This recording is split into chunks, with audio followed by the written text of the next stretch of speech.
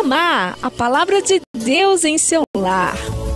De segunda a sábado às 20 horas e aos domingos às 18 horas. Entregue seu culto a Deus junto com a comunidade Ramá e recebam a palavra do Senhor para o seu coração.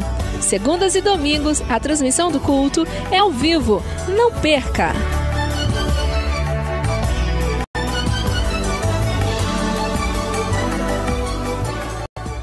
O conselho pareceu bem, tanto ao rei como aos príncipes, e fez o rei segundo a palavra de Memucã. Então, enviou cartas a todas as províncias do rei, a cada província segundo o seu modo de escrever, e a cada povo segundo a sua língua, que cada homem fosse senhor em sua casa, e que se falasse a língua do seu povo. Interessante, a história continua e não parou por aí. A gente tomar decisões com sangue quente é uma coisa. Quando a cabeça está quente ou a pessoa encharcada de bebida alcoólica, a pessoa consegue tomar algumas decisões difíceis. Não é à toa que a maioria das pessoas que quer adulterar primeiro bebe um bocado de bebida alcoólica para ficar um pouco fora de si antes de ter coragem de adulterar. As pessoas, quando estão de alguma forma fora da sua sanidade, fora do seu natural, conseguem tomar algumas decisões impensadas. E o rei certamente tomou aquela decisão por uma circunstância na qual ele se viu envolvido e ele não pensou muito nas consequências, mas também não tinha outra saída.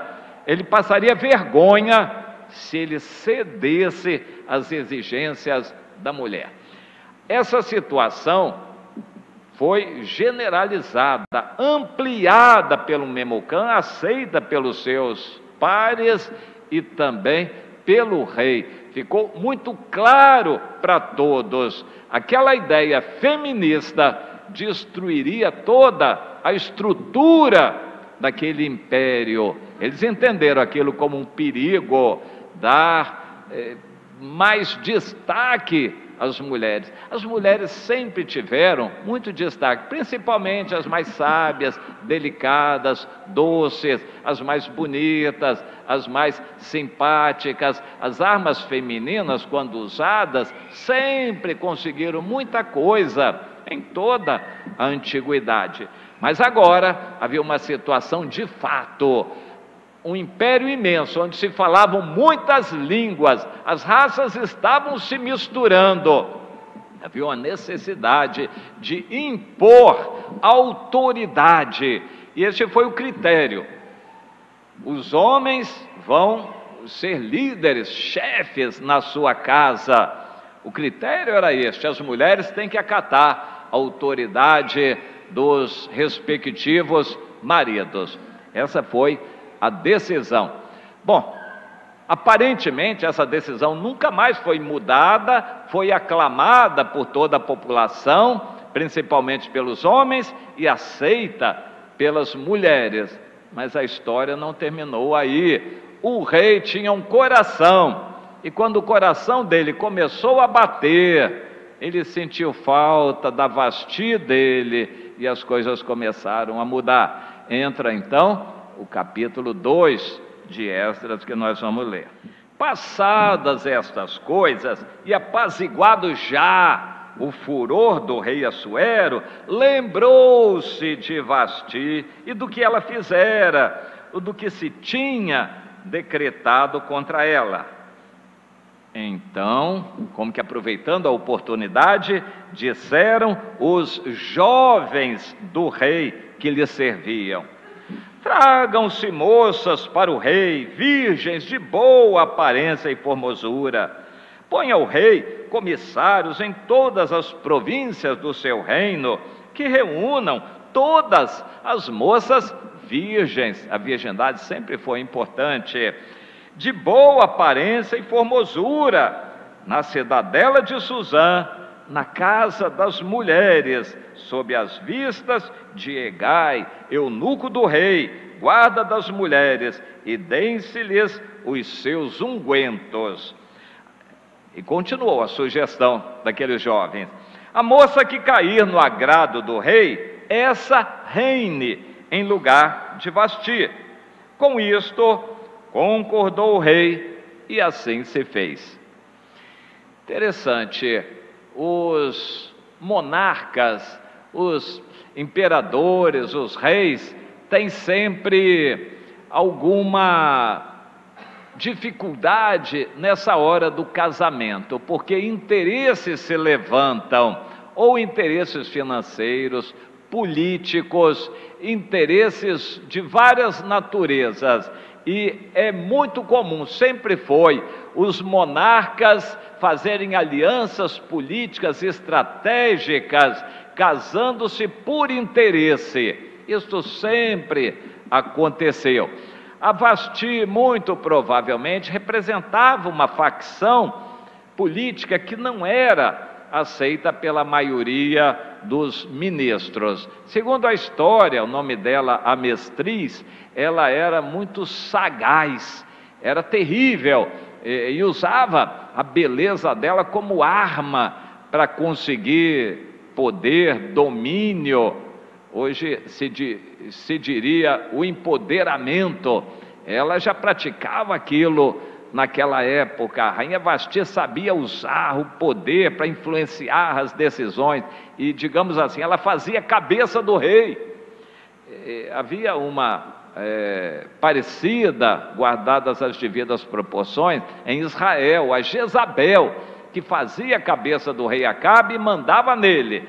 Lá na Pérsia, a Mestriz, a chamada aqui rainha Vasti, o nome Vasti quer dizer bela, ela usava dessas prerrogativas para fazer a cabeça do rei, influenciá-lo, e os outros ministros ficavam fulos de raiva.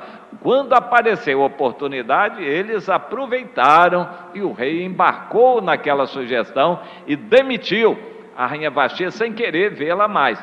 Porém, depois o coração bateu. Ao invés de o rei procurar os assessores, ministros, para sugerirem uma outra esposa, Deus colocou na frente do rei os jovens e sugeriram ao rei: o senhor nos perdoe essa intromissão, mas, ó rei, o senhor é rei de todo o mundo está cheio de mulheres bonitas, lindas, maravilhosas. Por que o rei vai ficar se amarrando com política? O rei pode escolher a mulher mais linda, mais maravilhosa do mundo. Faça um concurso, ó rei, mande os seus súditos selecionarem para um concurso de Miss as mulheres mais lindas que há em todo o mundo, e venham e se preparem. Então o rei vai poder escolher, o rei vai dormir cada dia com uma, o rei vai poder escolher a mulher mais maravilhosa e não vai ficar preso com política nenhuma. O rei gostou daquela sugestão, e quem não gostou foram os ministros, assessores, que esperavam uma oportunidade de indicar alguém. O rei gostou, a autoridade estava na mão dele, canetou a ordem e mandou que se cumprisse, que se recolhessem as mulheres mais bonitas e virgens do reino, e estariam compondo o harém dele, e ele estaria então experimentando, e de todas elas ele escolheria uma para ser a rainha oficial. Não que desprezasse as outras para dormir quando quisesse com elas, mas haveria uma em quem ele colocaria a coroa real e seria a rainha oficial. Bom, era muito comum isto em todos os impérios da antiguidade, este harém. Os reis tinham direito, tinham condições, tinham direito de ter um harém com as melhores e mais bonitas mulheres do mundo. O rei gostou dessa ideia e foi o que Deus usou para fazer a história acontecer. Então vamos continuar a leitura. Esther, capítulo 2, versículo 5. Ora, na cidadela de Susã, havia certo homem judeu, benjamita, chamado Mordecai, filho de Jair, filho de Simei, filho de Quis, provavelmente era descendente do mesmo Quis do rei Saul, que fora transportado de Jerusalém com os exilados que foram deportados com Jeconias, era o mesmo Joaquim, rei de Judá, a quem Nabucodonosor, rei da Babilônia, havia transportado. Ele criara o Mordecai, ou Mardoqueu, é o mesmo. Ele criara a Hadassa, que é Esther, filha de seu tio, a qual não tinha pai nem mãe, era jovem bela, de boa aparência e formosura. Tendo-lhe morrido o pai e a mãe, Mordecai a tomara por filha. Em se divulgando, pois, o mandado do rei e a sua lei, ao serem ajuntadas muitas moças na cidadela de Susã, sob as vistas de Hegai, o eunuco, levaram também Esther à casa do rei, sob os cuidados de Hegai, guarda das mulheres. A moça lhe pareceu formosa e alcançou favor perante ele, o eunuco-chefe, pelo que se apressou em dar-lhe os ungüentos e os devidos alimentos, como também 7 jovens escolhidas da casa do rei, e a fez passar com as suas jovens para os melhores aposentos da casa das mulheres. Esther não havia declarado o seu povo nem a sua linhagem, pois Mordecai lhe ordenara que o não declarasse. Passeava Mordecai todos os dias diante do átrio da casa das mulheres, para se informar de como passava Esther e do que lhe sucederia. Há certos pontos aqui que, quando a gente quer tratar mais objetivamente, levantam certas interrogações. Se o Mordecai veio lá de Jerusalém, ele devia ser bem idoso. Provavelmente ele já estava aposentado ou coisa parecida, então ele tinha tempo de ficar à toa o dia inteiro à porta do palácio, ficava lá aguardando alguma possível notícia da Esther. Então, por isso que ele tinha tempo para isto. 12. Em chegando o prazo de cada moça vir ao rei Assuero, depois de tratada segundo as prescrições, para as mulheres por 12 meses, porque assim se cumpriu os dias do seu embelezamento, 1 ano inteiro, hein? 6 meses com óleo de mirra, e 6 meses com especiarias e com os perfumes e ungüentos em uso entre as mulheres. Então é que vinha a jovem ao rei, a ela se dava o que desejasse para levar consigo da casa das mulheres para a casa do rei. À tarde entrava e pela manhã tornava à segunda casa das mulheres, sob as vistas de Sasgás, eunuco do rei, guarda das concubinas. Não tornava mais ao rei, salvo se o rei a desejasse e ela fosse chamada pelo nome. Tinha uma chance só e nenhuma outra. Em uma noite, ela teria que mostrar todas as suas qualidades para o rei. 15. Esther, filha de Abiail, tio de Mordecai, que a tomara por filha, quando lhe chegou a vez de ir ao rei, nada pediu, além do que disse Hegai, eunuco do rei, guarda das mulheres. E Esther alcançou favor de todos quantos haviam. Assim foi levada Esther ao rei Assuero, à casa real, no 10º mês, que é o mês de Tebete, no 7º ano do seu reinado. O rei amou a Esther mais do que a todas as mulheres, e ela alcançou perante ele favor e benevolência, mais do que todas as virgens. O rei pôs-lhe na cabeça a coroa real, e a fez rainha em lugar de Vasti, a rainha oficial. o rei deu um grande banquete a todos os seus príncipes e a seus servos. Era o banquete de Ester, e nós paramos a leitura por aí. Deus eterno, lemos aqui um trecho da tua palavra no livro de Ester. Pedimos que o Senhor, que dirigiu aqueles acontecimentos na tua soberania, também fale conosco, toca corações, desperta vidas aqui, Senhor. Revela-te como o mesmo Deus grande e poderoso que estava com Mordecai e com a Ester, o Deus que está conosco. Eles estavam no cativeiro, nós estamos no meio deste mundo, Senhor. O mundo pode parecer complicado para nós, mas o Senhor é o mesmo, poderoso para nos dirigir e guiar em meio ao mundo tão complexo, mas nos guardar e abençoar, se nós escolhemos fazer a tua vontade. Senhor, fala conosco, ó Pai, nós te pedimos em nome de Jesus. Amém. Amém, irmão? Deus dirige as circunstâncias, não precisamos falar muito sobre isto. Por que o rei deu um banquete? Por que aquele banquete esticou? Por que o rei bebeu demais? Se o banquete fosse rápido, talvez o rei não bebesse muito.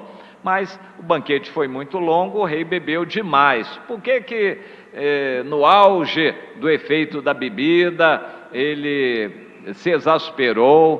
Por que o Memucã se levantou para falar aquilo? Por que a rainha Vasti agiu daquela maneira, uma maneira bastante feminista, até mesmo para os padrões de hoje, mas naquela época então era uma afronta.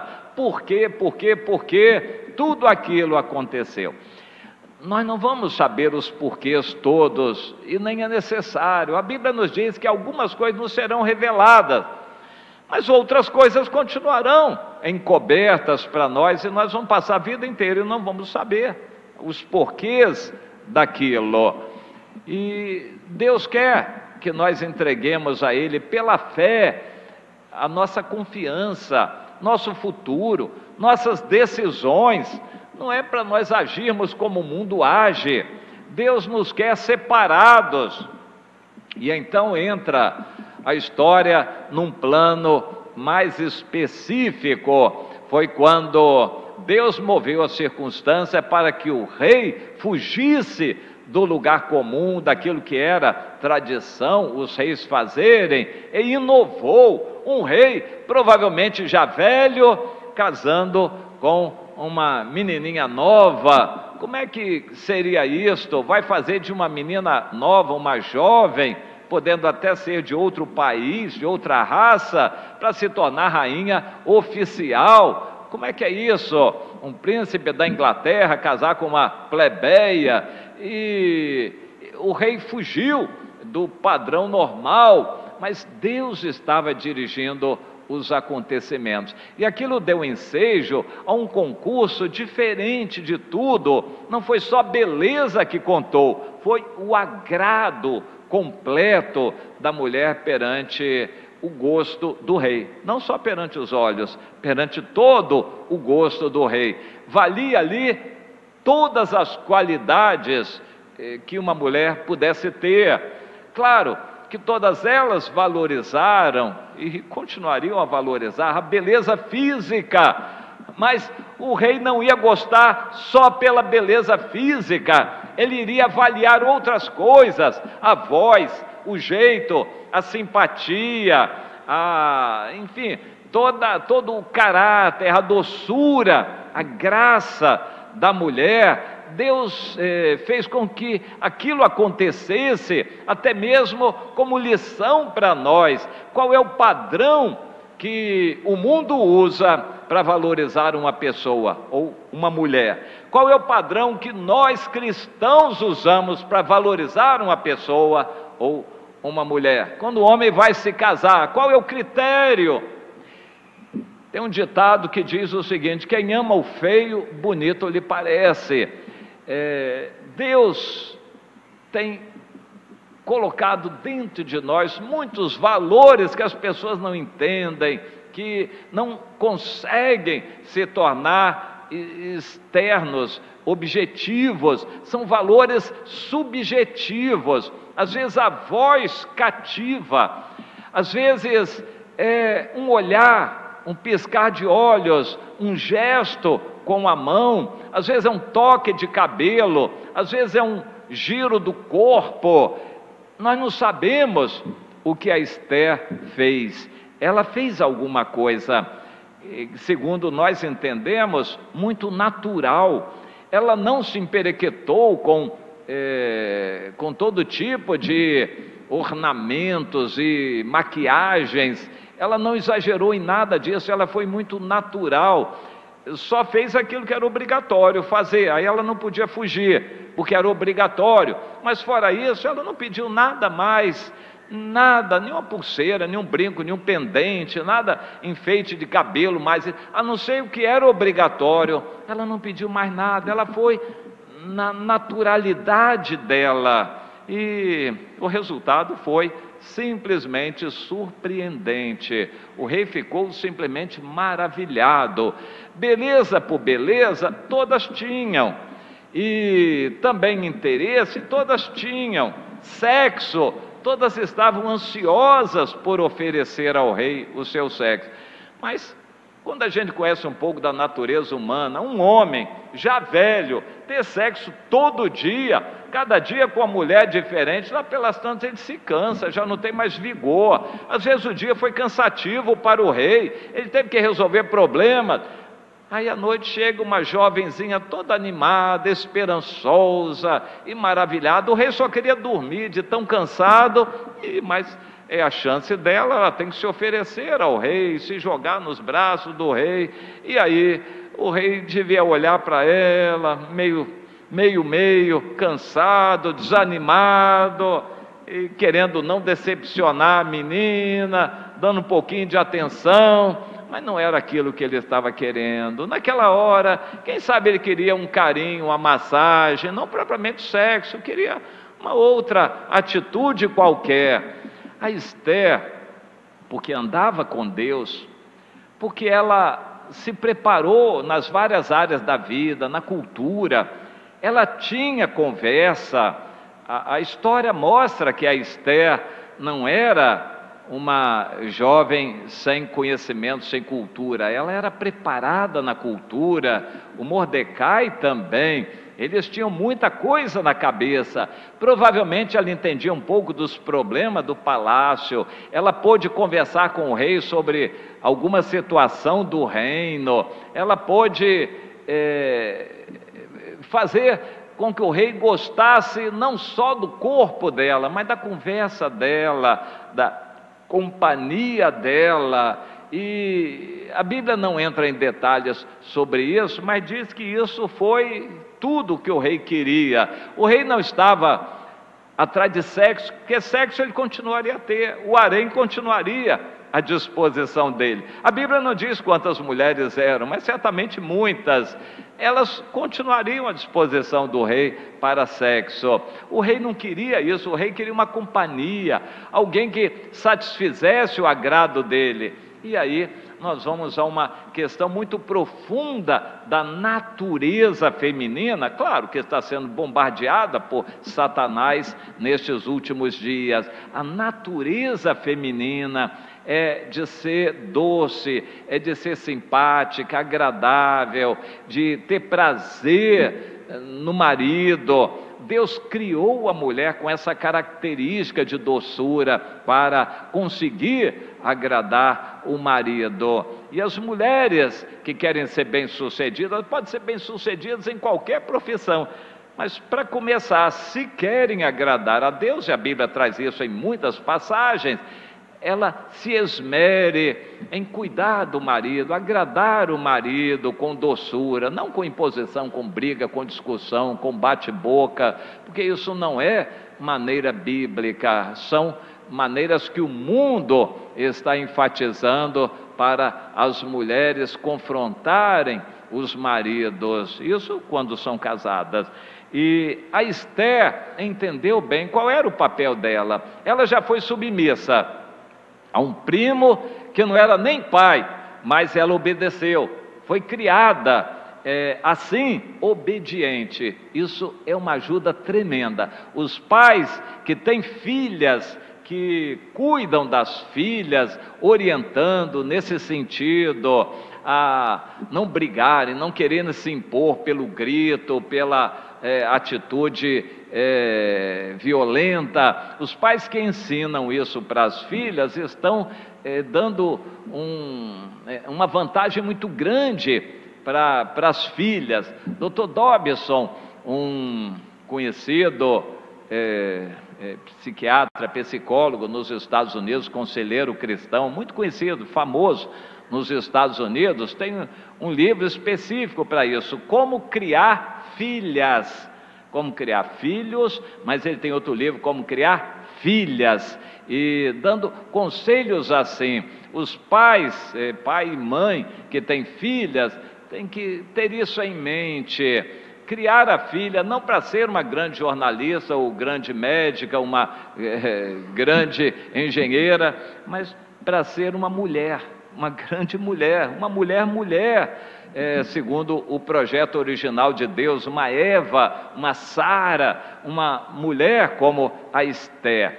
O Mordecai pôde ensinar isso para Esther. A Esther tinha muita coisa na cabeça, mas tinha um coração. E tinha uma doçura no falar, no jeito, no agir, e aquilo encantava todas as pessoas que passavam perto dela. Os eunucos ficaram maravilhados, ela alcançou o favor de todos quantos haviam. Quando chegou o rei, não deu outra, o rei também ficou encantado com ela. Que segredos a vida de Esther pode trazer para nós. O apóstolo Pedro, no capítulo 3, diz que a beleza de uma mulher que vai ganhar o marido é beleza interior, não é exterior. Pode se enfeitar do jeito que for exteriormente, se ela não for bela por dentro, ela não conquista o marido. E o que vai fazer ganhar o marido, até se ele não for cristão e ele vai se converter, é a beleza interior. E aí a Bíblia não deixa no vazio. Tem o exemplo da Sara, tem o exemplo da Esther e de outras mulheres que agradaram a Deus. A própria Maria, mãe de Jesus também, que achou graça. Bom, a Esther alcançava favor de todos quantos haviam. Onde está a fonte dessa beleza? O apóstolo Pedro coloca, é no interior, não é no exterior, não é a beleza exterior, é aquela serenidade de espírito, aquela tranquilidade, aquilo que transmite amor para as pessoas, transmite graça, transmite um ambiente bom. As mulheres que têm essa feminilidade no seu interior, que são exercitadas para serem mulheres, vão alcançar este favor. Bom, mas será necessário mesmo uma mulher se desenvolver nessa área? Como ela vai ser mãe, sem aquele carinho, aquele jeito? Primeiro é esposa, depois mãe, ela vai transmitir aquela doçura. A mulher sábia edifica a casa, a família dessa maneira, os filhos. E quando tem filhas, ela transmite isso também para as filhas, essa graciosidade. Deus quer transmitir, através disso, uma mensagem do Espírito Santo. O Salomão, rico, poderoso, grande, sábio, analisou e fez uma descrição geral do que seria uma mulher maravilhosa, mas acrescentou um detalhe muito interessante. Será que essa mulher existe mesmo? Uma mulher virtuosa assim, alguém vai encontrar? Será que alguém vai achar? Ele mesmo respondeu, olha, na minha experiência, entre 1000 homens, eu achei um que prestava. Agora, eu experimentei 1000 mulheres, não achei nenhuma. Mas escreveu Provérbios 31. Será que existe uma mulher maravilhosa assim? Existe. A Bíblia traz a Esther, a Sara, a própria Maria, uma mulher maravilhosa, Maria, aquela simpatia, aquela doçura, que encantava o José. Deus pode fazer isto, mas O que nós entendemos no livro de Esther é que é Deus quem faz. Isso não é da carne, isso não é produzido pelo pecado. Essa qualificação de mulher que conquista todo mundo, os outros, uma mulher que tem o que transmitir, seu olhar transmite doçura, isto é unção. Só com o Espírito de Deus é que uma mulher vai conseguir ser completa, segundo o projeto original de Deus. E é aí que Deus quer que a gente entenda, para caminhar nessa direção. Os homens não vão exigir das mulheres aquilo que elas não podem dar, que não conseguem dar. Vão procurar entender essa situação, como Salomão procurou entender. Mas as mulheres vão se valorizar, elas vão buscar o Senhor, vão trabalhar a beleza interior. É essa beleza interior que faz ganhar pessoas. Uma mulher bonita por dentro, ela evangeliza, ganha almas, ela convence as pessoas, ela alcança poder. A Bíblia diz que ela alcança favor, alcança poder. A mulher tem armas para alcançar poder, assim, numa quantidade imensa. Mas nós entendemos que isto não é uma qualidade apenas natural de uma natureza contaminada pelo pecado. Isto é possível com Deus, pelo Espírito Santo no coração da mulher. Só pelo Espírito Santo moldando, modelando o interior da mulher, ela vai conseguir ser ungida. E eu digo, feliz da mulher que usa essas qualidades para ganhar almas.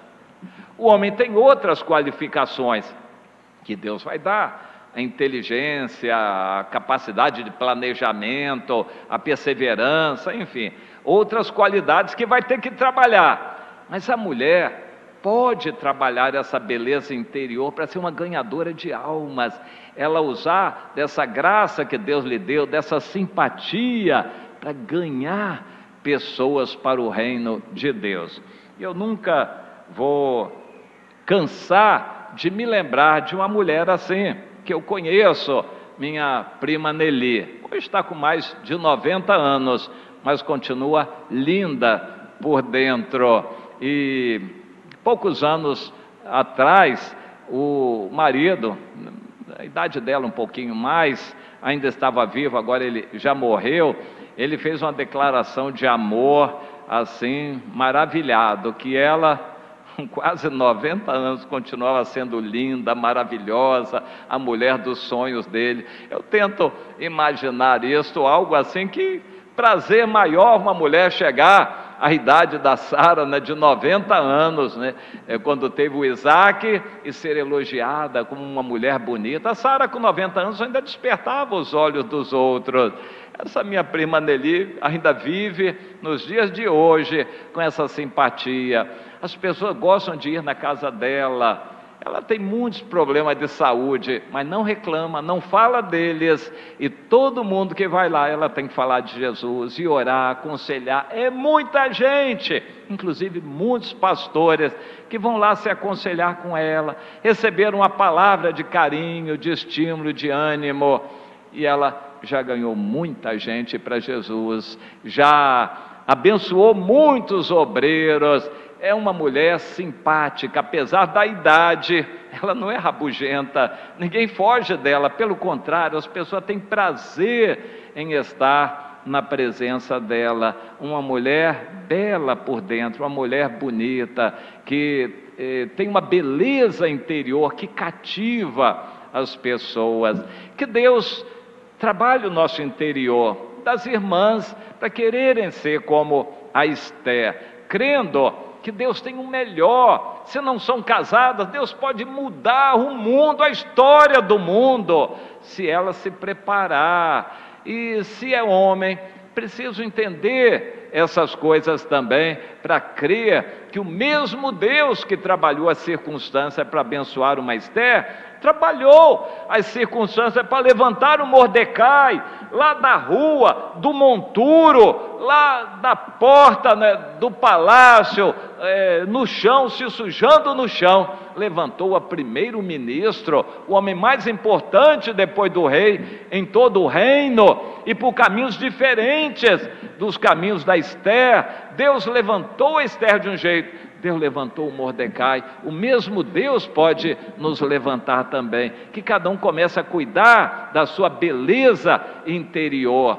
E assim, à luz do Novo Testamento, isso fala do caráter, o fruto do Espírito no nosso caráter. Um homem, uma mulher que tem simpatia, doçura, domínio próprio, que tem amor, bondade, benignidade, que é manso.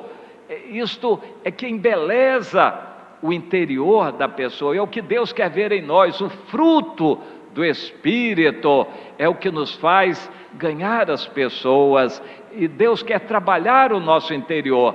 Não há mistérios mais, não há mais mistérios nisso. O caminho da Esther é totalmente aberto para toda moça jovem que quiser ser como ela, para toda mulher. E o caminho da Esther está bem claro no Novo Testamento, é o mesmo caminho da Maria, aquela que alcançou graça e favor do Senhor para ser a mãe do Salvador. É o caminho do fruto do Espírito.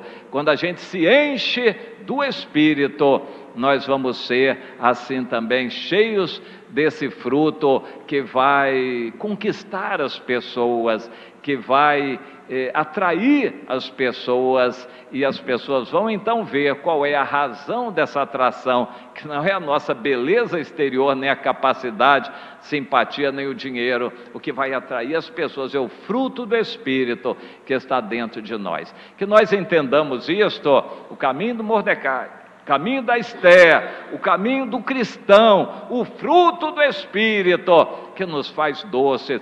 Quando a gente tem um fruto do Espírito, a gente ganha pessoas, a gente faz a obra crescer, a gente serve os irmãos têm alegria em estar numa reunião conosco, tem prazer em buscar o Senhor junto conosco. A gente abre um trabalho, uma célula, trabalho de evangelização, vai numa casa, a gente ganha aquela família. É o amor, é o fruto do Espírito, a alegria, paz, a paciência, o domínio próprio, a bondade. A gente ganha as pessoas quando o Espírito Santo está dentro de nós. É isso que Deus quer trabalhar dentro de nós, porque todos nós não nos tornamos pessoas assim como Esther, que ganhamos pessoas para Cristo. O que ganha almas é sábio. Que Deus coloque em nós essa sabedoria de trabalhar o nosso interior. A gente não vai mandar, não vai se impor sobre as pessoas, a gente não vai brigar com ninguém, a gente vai servir aos irmãos e dessa forma ganhar as pessoas. Quem consegue fazer isso, ganha almas, é sábio. Esta é a verdadeira sabedoria. Agora, a pessoa que é egoísta, vaidosa, cuida só do seu exterior, vai terminar sua vida sozinho, não vai ter ninguém, não vai ganhar ninguém, não vai fazer discípulo nenhum, vai ficar sozinha. E Deus nos ajude a entender esse caminho do fruto do Espírito, para nós sermos também assim eficientes em ganhar a simpatia das pessoas, ganhar as pessoas, ainda que sejam reis, como o rei Assuero. Deus pode fazer isso. A gente pode ganhar grandes, a gente pode ganhar pessoas mais difíceis, a gente pode ganhar para o reino de Deus. Que Deus coloque em nós esse fruto do Espírito, essa simpatia, para ganhar pessoas também para o reino de Deus. Amém?